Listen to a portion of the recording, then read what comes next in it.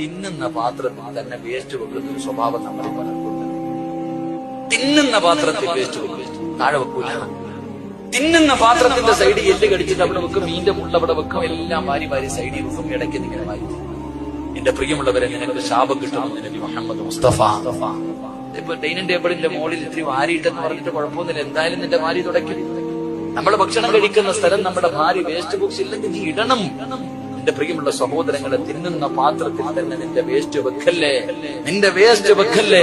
അല്ലാഹുവേ, നിനക്ക് ശാപം കിട്ടുമെന്ന് നബി മുഹമ്മദ് മുസ്തഫ സല്ലല്ലാഹു അലൈഹി വസല്ലം. പിന്നെ പലരും കയ്യിൽ വെച്ചിട്ടാ തിന്നണ. കല്യാണ വീട്ടിൽ പോയിട്ട് വെട്ടി തിന്നുന്നവനോട് ഇതുമെല്ലാം പറഞ്ഞിട്ട് കാര്യമുണ്ടോ?